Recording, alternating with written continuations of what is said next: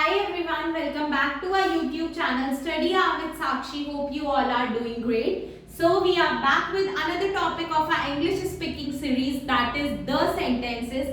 So आज हम sentences के बारे में पता करेंगे, sentences क्या होते हैं, sentences कैसे बनते हैं, उन सब चीजों के बारे में पता करेंगे. Also जिन्होंने भी अभी तक हमारी पिछली वीडियोस नहीं देखी है, please go ahead and watch them, क्योंकि उसमें हमने जनरल कॉन्वर्जेशन और रूटीनल कॉन्वर्जेशन को कवर किया है. Also please go ahead and like share and subscribe to our YouTube channel study hour with Sakshi, ताकि आपको इसी तरह के वीडियोस आगे भी देखने को मिलती रहे. So without wasting any further time, let's begin with our today's topic. So हमारा आज का टॉपिक है सेंटेंसेस. अब सेंटेंसेस क्या होते हैं?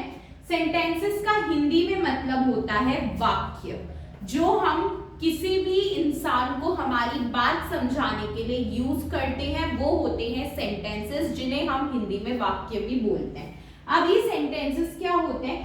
A sentence is a group of words. Sentence क्या होता है? ग्रुप ऑफ वर्ड्स होता है. ग्रुप ऑफ वर्ड्स यानी कि शब्दों का समूह.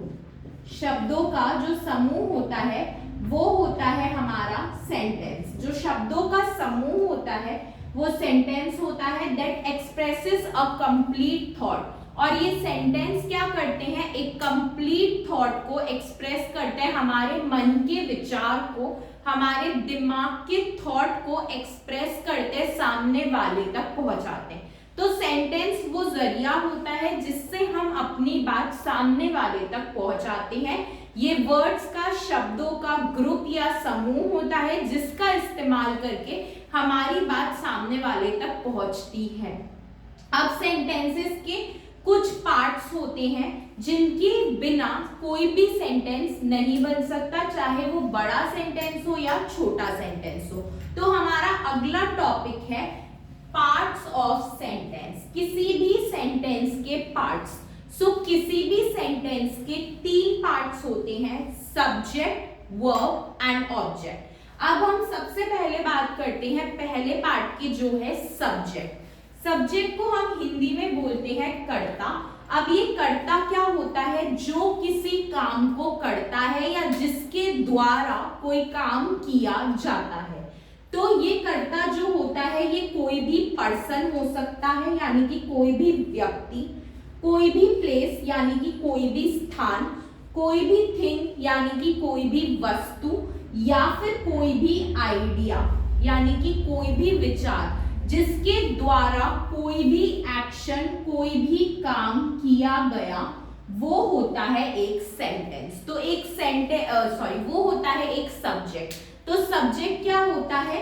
कोई भी पर्सन, कोई भी प्लेस, कोई भी थिंग या कोई भी आइडिया, जिसके थ्रू कोई भी एक्शन परफॉर्म किया गया, कोई भी काम किया गया, वो होता है सब्जेक्ट. यानी कि एक काम को करने वाला कर्ता होता है किसी भी सेंटेंस का सब्जेक्ट. सब्जेक्ट के एग्जांपल्स पर आते हैं. सो सब्जेक्ट के एग्जांपल्स में है आई, यानी कि मैं, यानी कि मैं भी एक सब्जेक्ट हूं. अगर मैं कोई काम कर रही हूं या मेरे द्वारा कोई काम किया जा रहा है. तो शी हम लड़की के लिए यूज करते हैं, ही हम लड़कों के लिए यूज करते हैं. द डॉग, यहाँ पर डॉग भी एक ऑब्जेक्ट है क्योंकि उसके द्वारा कोई काम किया जाएगा. दिस बुक, यहाँ पर बुक भी क्या है? एक ऑब्जेक्ट है, क्योंकि उस बुक के थ्रू कोई एक्शन परफॉर्म किया जाएगा, तो वो भी क्या है? एक सब्जेक्ट है. यानी कि ऐसी चीजें जिनके द्वारा कोई काम किया गया वो होती हैं सब्जेक्ट.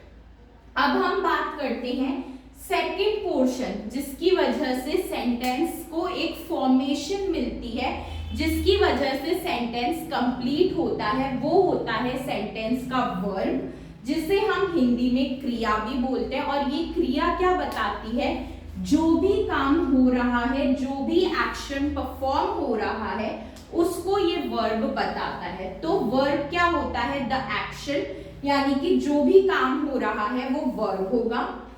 इसका एग्जाम्पल है ईट. ईट का मतलब कुछ भी खाना, प्ले मतलब खेलना, रन मतलब भागना. ऐसे ही हम और भी वर्ब्स का यूज कर सकते हैं, जैसे स्लीप मतलब सोना, ड्राइव मतलब कोई भी व्हीकल को चलाना.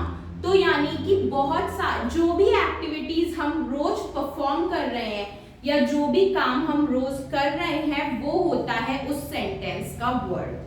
तो ये हो गया हमारा सेकंड पार्ट सेंटेंस का। अब बात करते हैं थर्ड पार्ट की, जो होता है किसी भी सेंटेंस का ऑब्जेक्ट, जिस पर काम किया जाता है या जिसके साथ कोई भी काम किया जाता है, वो होता है एक सेंटेंस का ऑब्जेक्ट।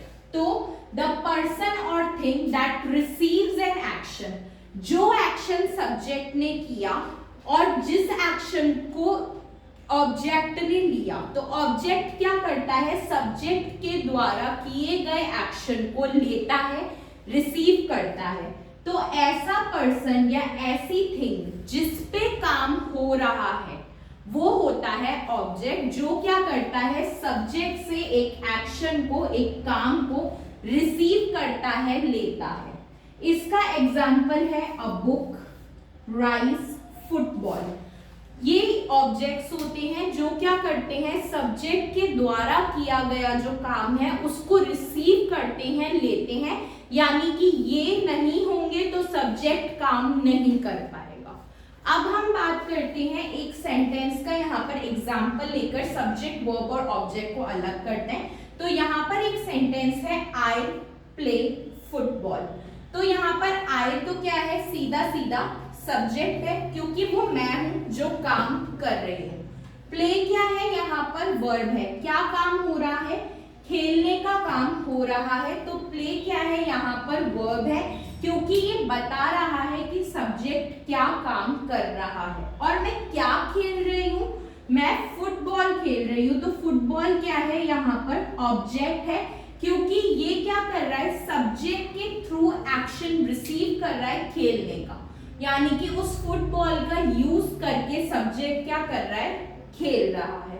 तो जिसने काम किया वो सब्जेक्ट, जो काम किया वो वर्ड, और जिस पे काम किया गया वो उसका ऑब्जेक्ट। सो यही हमने इससे पढ़ा है आज। इसका सम अप लेते हैं। हमने पढ़ा सेंटेंस क्या होता है, वो वाक्य जिनसे हम अपने एक्शन को, अपने थॉट को किसी तक भी पहुंचा सकते हैं, अपने मन के विचार को किसी तक भी पहुंचा सकते हैं। ये ग्रुप ऑफ वर्ड्स होता है, शब्दों का समूह होता है। इसके बाद हमने 3 पार्ट्स ऑफ सेंटेंस पढ़े। पहला है सब्जेक्ट। सब्जेक्ट यानी कि वो कर्ता, जो कोई काम करेगा। इसमें पर्सन भी हो सकता है, व्यक्ति, प्लेस भी हो सकता है, स्थान, थिंग भी हो सकती है, यानी कि कोई वस्तु भी इन्वॉल्व हो सकती है, या कोई आइडिया, कोई विचार भी इन्वॉल्व हो सकता है। इसके बाद हमने पढ़ा वर्ब के बारे में। वर्ब क्या होती है, क्रिया, जो काम हम कर रहे हैं। जैसे ईट यानी कि खाना, प्ले यानी कि खेलना, रन यानी कि भागना, स्लीप यानी कि सोना। तो जो भी एक्टिविटी हमने परफॉर्म करी वो हो गई उस सेंटेंस का वर्ब। अब हम बात करते हैं ऑब्जेक्ट की। ऑब्जेक्ट क्या होता है, जिस पर सब्जेक्ट काम करता है वो होता है उस सेंटेंस का ऑब्जेक्ट। बिना ऑब्जेक्ट के सब्जेक्ट अधूरा है, और बिना वर्ब के सब्जेक्ट और ऑब्जेक्ट दोनों ही अधूरे हैं। यानी कि किसी भी सेंटेंस को बनाने के लिए इन तीनों की बहुत ज्यादा जरूरत होती है, तभी एक सेंटेंस फॉर्म होता है। आई होप आपको हमारा वीडियो अच्छा लगा होगा। Please go ahead, like, share and subscribe to our channel. Please share this video with your friends. हम हमारे नेक्स्ट वीडियो के साथ आपसे फिर से मिलेंगे। Till then, thank you, take care, bye bye.